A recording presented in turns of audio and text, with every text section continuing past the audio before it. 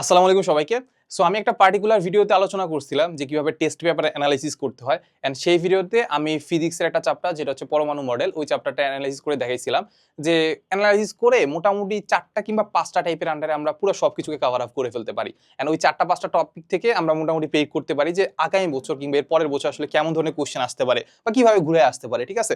So ওই অ্যানালাইসিসটা দেখার পরে তোমরা বেশিরভাগই বলতেছিলা যে ভাই ওই চ্যাপ্টারটা তো করে দিছেন, বাকি চ্যাপ্টারগুলো একটু করে দেন, ঠিক আছে? সো এটা কাইন্ড অফ হচ্ছে তোমাকে একদম খাওয়াই দেওয়ার মতো হয়। তারপরও তোমরা যেহেতু চাচ্ছ, মেজরিটি স্টুডেন্ট যেহেতু চাচ্ছ, এই জন্য আমি আসলে কি করব, প্রতিটা চ্যাপ্টার নিব। আমরা এটা পুরো সিরিজে লঞ্চ করতেছি, সেটা হচ্ছে আমাদের টেস্ট পেপার অ্যানালাইসিস।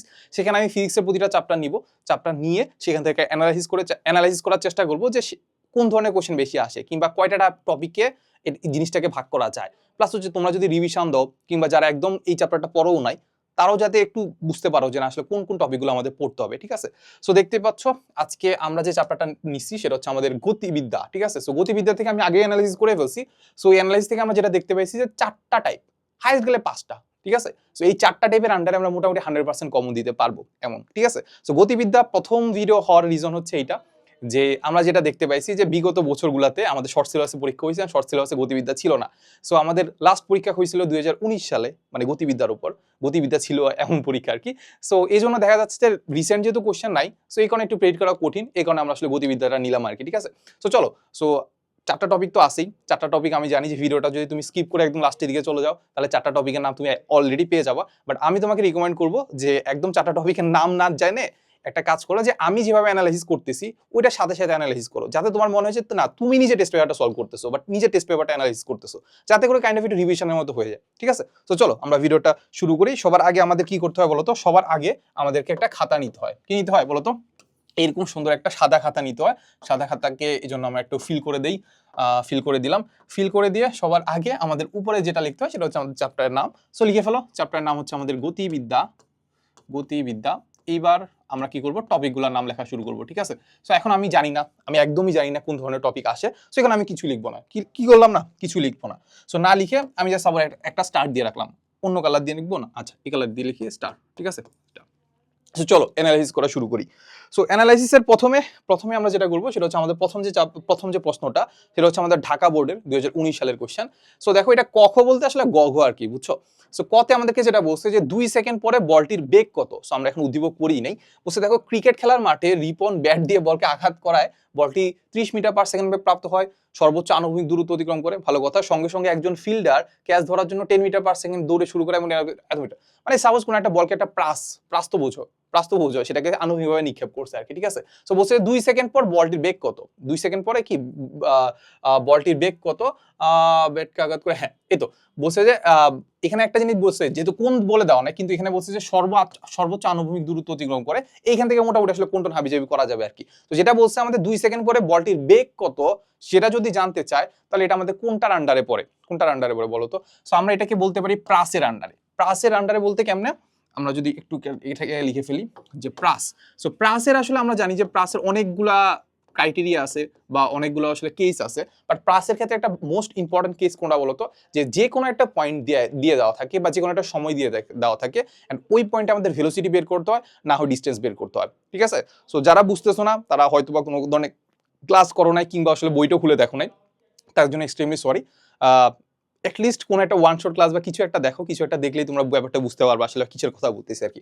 সো প্রাসের মধ্যে আমাদের একটা ইম্পর্টেন্ট জিনিস হচ্ছে আমাদের অতিক্রান্ত দূরত্ব মানে হচ্ছে অতিক্রান্ত দূরত্ব না, সরণ বের করা। কি বের করা?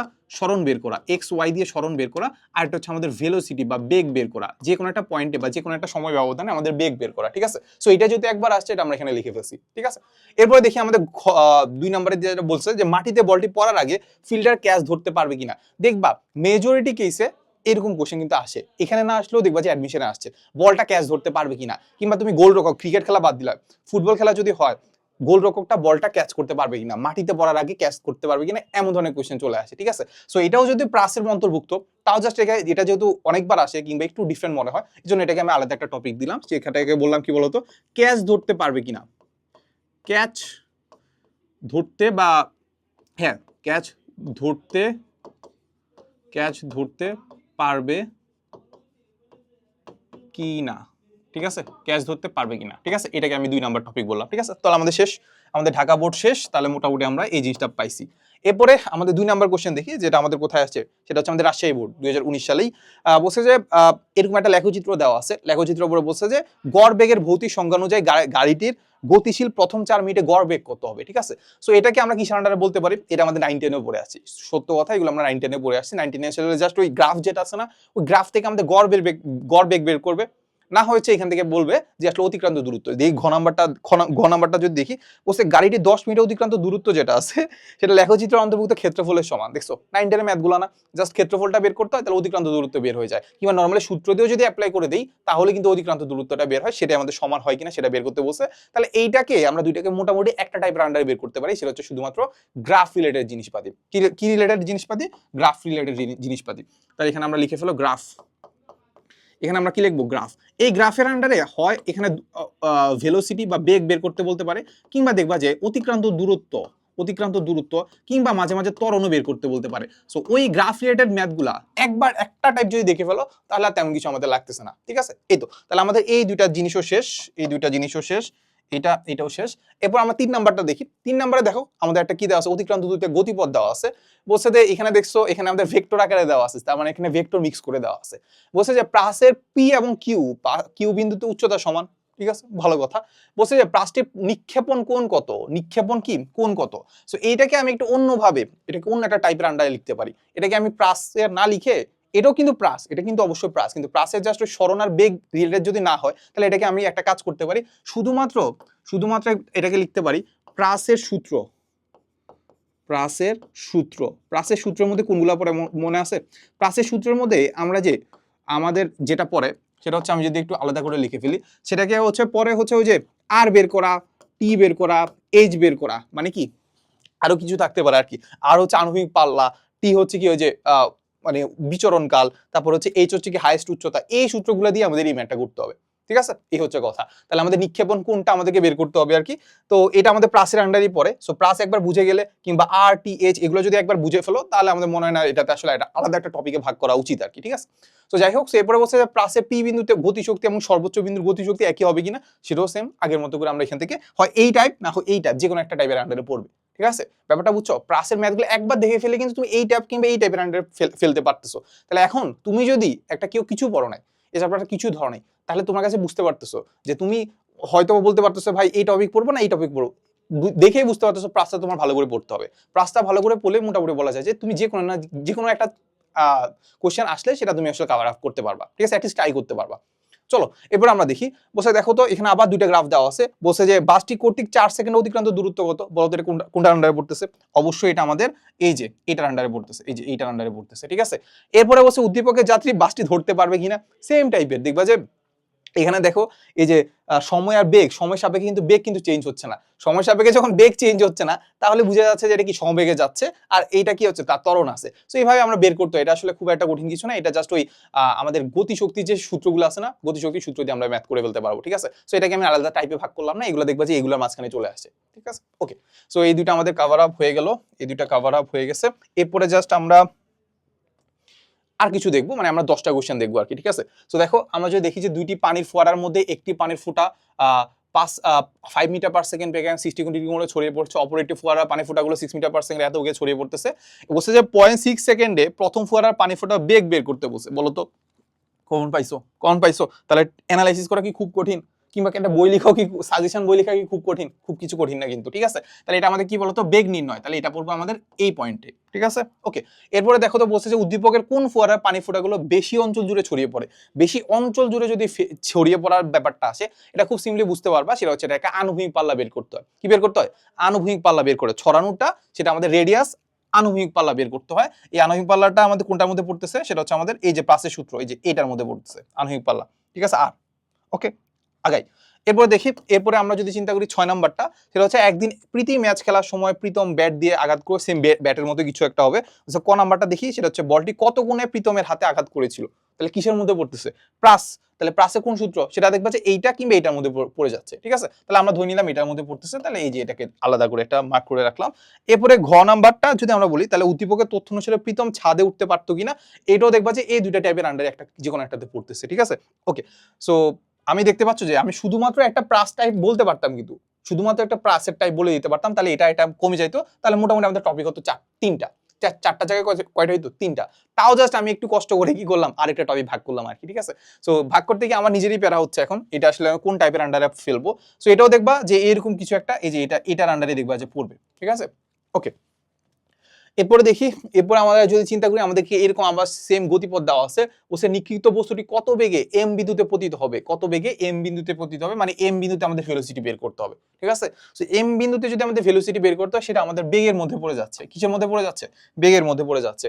এরপরে বলছে যে ওপি, এই যে ওপি যেটা আছে সেটা আমাদের পিএইচ, এই যে ওপি যেটা আছে এই ডিসটেন্স, এক্স ডিসটেন্সটা, সেটা আমাদের ওয়াই ডিসটেন্সের ওপি ডিসটেন্সটা পিএস থেকে বড় হবে কিনা সেটা আমাদেরকে জানতে চাইছে। এটা খুব সিম্পল কথা, কিসের মধ্যে পড়তেছে বলতো?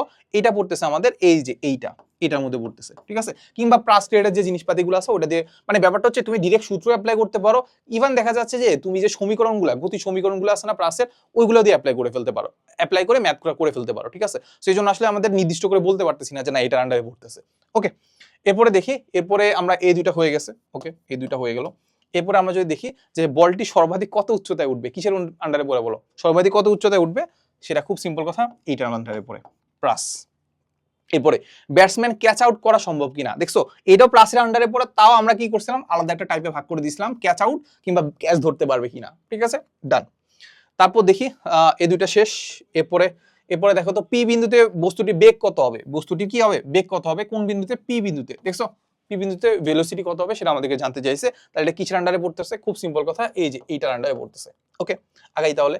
বলছে যে করিমের ধারণা কি সঠিক কিনা। করিমের ধারণা কি বলতো? করিম বলটির গতিপথের দিকে তাকিয়ে ধারণা করলো যে 2 সেকেন্ড পরে থিটা এর মান এত হবে, 2 সেকেন্ড পরে থিটা এর মান 62 ডিগ্রি হলে বলটি কর্তৃক অতিক্রান্ত দূরত্ব, উল্লম্ব দূরত্ব বিল্ডিং হতে বলটির আনুভূমিক দূরত্বের সমান হবে। খুব সিম্পল কথা, এখানে আমাদের থিটা দেওয়া আছে, তাহলে এইখান থেকে আমাদের অতিক্রান্ত দূরত্ব এক্স বরাবর আর ওয়াই বরাবর বের করতে হবে, ঠিক আছে? তো এটা আমাদের কিসের আন্ডারে পড়তেছে? খুব সিম্পল কথা, এই যে সরণ, এই সরণের আন্ডারে পড়তেছে। তাহলে এখানে আমি একটা স্টার দিয়ে দিলাম, ঠিক আছে? ওকে, এরপরে দেখি লাস্ট কোশ্চেন, সেটা হচ্ছে আমাদের এরকম একটা আবার সেম গতিপথ দেওয়া আছে, ও বিন্দু হতে নিক্ষেপণের এত সেকেন্ড সময় নিক্ষিপ্ত বস্তুটির বেগ বের করো। বলো, এবার বিরক্ত লাগতেছে না? সেম জিনিস বারবার আসতেছে, আমার কাছে বিরক্ত লাগতেছে, বা তোমাদের কাছে কিন্তু ভালো লাগবে। তোমার কাছে ভালো লাগবে না যে এই জিনিসটাই আমাদের পড়তে হবে, নিক্ষিপ্ত বেগ পড়ে গেলেই আমার আসলে কি পসিবিলিটি অনেক আছে যে এটা চলে আসতে পারে, ঠিক আছে? ওকে, লাস্টে সেটা হচ্ছে আমাদের উদ্দীপক অনুসারে নিক্ষেপণ বেগের সর্বনিম্ন কি পরিবর্তন করলে প্রাসটি এবি দেওয়ালে বাধা পাবে, এই যে এবি দেওয়ালে কি হবে, বাধা পাবে, সেটা আমাদেরকে জানতে চাইছে। সো এটা আমাদের কি হবে, এটা আমাদের আসলে আমাদের এই প্রাসের সূত্রের মধ্যে পড়তেছে, এই যে এটার মধ্যে পড়তেছে। তাহলে আমরা কয়টা টপিক পাইছি বলো তো? 4টা টপিক পাইছি। 4টা টপিকের মধ্যে সবচেয়ে ইম্পর্টেন্ট যে টপিকটা সেটা হচ্ছে প্রাস। সিম্পল কথা, প্রাসের ক্ষেত্রে আমরা যেটা বের করব, যে কোনো একটা পয়েন্টে, যে কোনো একটা সময় ব্যবধানে ওই পয়েন্টে ভেলোসিটি বের করতে হবে, সরণ বের করতে হবে। আর প্রাস রিলেটেড যত ধরনের সূত্র আছে, বিচরণকাল কিভাবে আসছে, কেন কিভাবে কাজ করতেছে, ওইটা জানা ইম্পর্টেন্ট। খুব সিম্পল কথা, তুমি এই 3টা সূত্র যদি মুখস্থ করে যাও, তাহলে দেখবা যে অনেক কিছু পেরে যাচ্ছ, কিন্তু অনেক কিছু আবার দেখবা পারবা না। বুঝছো ব্যাপারটা? এই সূত্রগুলো কিভাবে আসছে এই জিনিসটা জানা ইম্পর্টেন্ট, ঠিক আছে ব্যাপারটা? সো এই হচ্ছে কথা। আর এর মাঝখানে ধরো সাপোজ তুমি আমাকে বললাম যে আমাদের যে ক্যাস্ট্রো রিভিশন প্রোগ্রাম আছে, সেটা হোক এমসিকিউর ক্ষেত্রে অত ডিটেলসে আমি ক্লাস নেইনি, বাট নিসি কোথায়, সেটা হচ্ছে আমাদের ক্যাস্ট্রো রিভিশন যে প্রোগ্রামটা আছে, ওটাতে একদম ডিটেলসে তোমাকে আমি দেখাই দিছি, যে সূত্রগুলো কিভাবে আসে বা কিভাবে চিন্তা করতে হয় যে কিভাবে আসে, কিভাবে কেসটা খাটে। এরপর আমি তোমাকে সূত্রগুলো প্রয়োগ দেখাইছি, একদম ডিরেক্ট সূত্র অ্যাপ্লাই করে দিবা, তাহলে দেখতে পাচ্ছ যে এখানে ডিরেক্ট সূত্র অ্যাপ্লাই করার মতো কিন্তু ম্যাথ আসে না। ফিজিক্সের ক্ষেত্রে অ্যাটলিস্ট এই সুযোগ সুবিধা তুমি পাবা না। ব্যাপারটা বুঝতে পারছো? তো যারা অন্ধের মতো অন্ধের মতো যা সূত্র মুখস্থ করে যাবা আর পরীক্ষার হলে ভাববা যে না একদম ফুটাই ফেলবা, তারা একটু সাবধান হওয়া উচিত আর কি। ব্যাপারটা বুঝছো? ওকে, তো চলো। আর এর মাঝখানে আমি এই যে ক্যাস্ট্রো রিভিশন প্রোগ্রাম দেখাইলাম, এটা ডেমো ক্লাসটা তুমি একটা করতে পারো, গতিবিদ্যার ডেমো ক্লাস মনে হয় আমারই দেওয়া আছে। তো ডেমো ক্লাসগুলো করে তোমার যদি মনে হয় যে না তোমার আসলে এই 2 মাসে কিংবা 1 মাসের মাঝখানে তোমার যদি মনে হয় যে তোমার এই জিনিসটা তোমার জন্য বেনিফিটেড হইতে পারে, তাহলে আমার কাছে পার্সোনালি মনে হয় যে এই টাইমে কিনে ফেলো, এই হচ্ছে কথা। সো কমেন্টে ডিসক্রিপশনে লিঙ্ক দেওয়া আছে, সেখান থেকে একটু ডেমো ক্লাসটা অ্যাটলিস্ট করো আর কি। চলো, আর তেমন কিছু বলার নাই, এখান থেকে অ্যানালাইসিস করে দিয়ে দিছি। এই 4টা অ্যানালাইসিস করে আমি তোমাকে এই 4টা টপিক তোমার পড়তে হবে, মাস্ট পড়তে হবে, ঠিক আছে? এরপরে কোন চ্যাপ্টার চাও একটু আমাকে একটু কমেন্ট করে জানাইও আর কি, ঠিক আছে? না জানালেও সমস্যা নাই, ইনশাআল্লাহ যেহেতু সিরিজ চালু করছি প্রায় সবগুলোই আস্তে আস্তে দিতে থাকবো আর কি। অ্যাটলিস্ট 20 দিনে 20টা চ্যাপ্টার আমি দিতে পারবো ইনশাআল্লাহ। সো দেখা হবে নেক্সট কোনো ভিডিওতে। আসসালামু আলাইকুম সবাইকে।